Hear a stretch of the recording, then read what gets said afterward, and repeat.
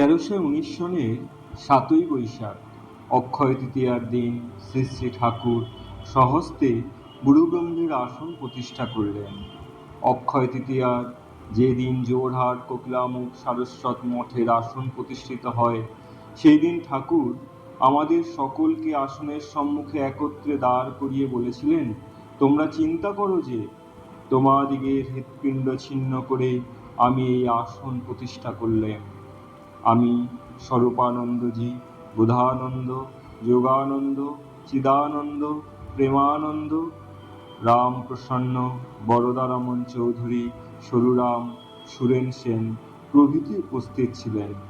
আমি দেখলাম আমাদের প্রত্যেকের ভিতর হইতে উল্কাপিণ্ডের ন্যায় জ্যোতি রাশি নির্গত হয়ে সমস্ত আসনে বিলীন হইল।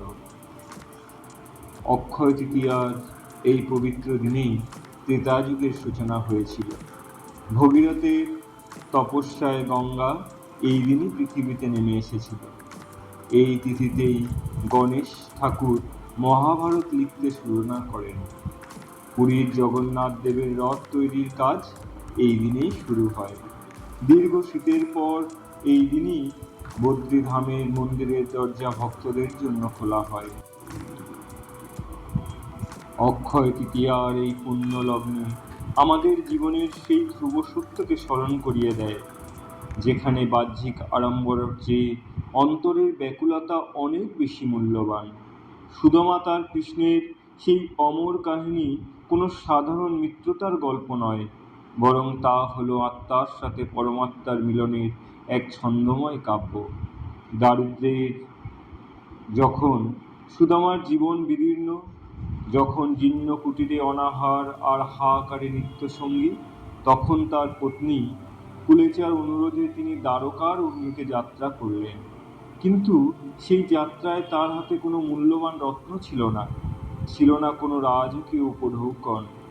প্রতিবেশীর কাছ থেকে চেয়ে আনা সামান্য এক মুঠো শুকনো চিড়ে একটি জীর্ণ ন্যাকড়ায় বেঁধে তিনি যখন পথে চলছিলেন, তখন তার বুকের ভেতরটা অপমান আর হীনমন্যতায় দুমড়ে মুচড়ে যাচ্ছিল।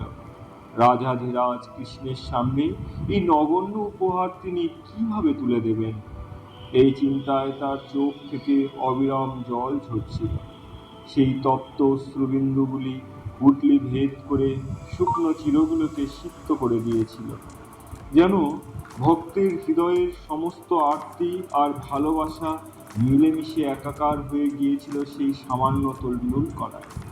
দ্বারকার স্বর্ণপ্রাসাদে যখন সেই ধূলিমলিন সুদামা উপস্থিত হলেন, তখন শ্রীকৃষ্ণ সমস্ত রাজকীয় মর্যাদা বিসর্জন দিয়ে ভাতৃস্নেহে তাহাকে জড়িয়ে ধরলেন।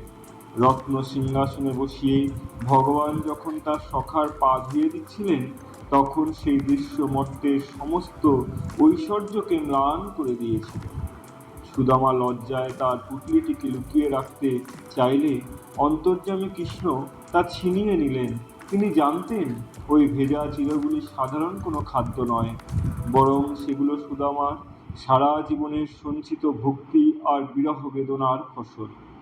কৃষ্ণ যখন পরম তৃপ্তিতে সেই প্রশান্তির অশ্রুজলে সিক্ত এই উপহার তার কাছে 56 ভোগের চেয়েও প্রিয়, সুদামার মুখে কিছু না চাইতেই তার বন্ধু তার সমস্ত অভাব অলক্ষ্যে মোচন করে দিলেন। ফিরে এসে সুদামা দেখলেন তার কুঁড়েঘর রাজপ্রাসাদে পরিণত হয়েছে। এই উপাখ্যান আমাদের শেখায় যে অক্ষয় তৃতীয়া প্রকৃত তাৎপর্য কেবল সোনাদানা কেনা নয়, বরং মনের কালিমা ধুয়ে ফেলে শুদ্ধ ভক্তি অর্জনে।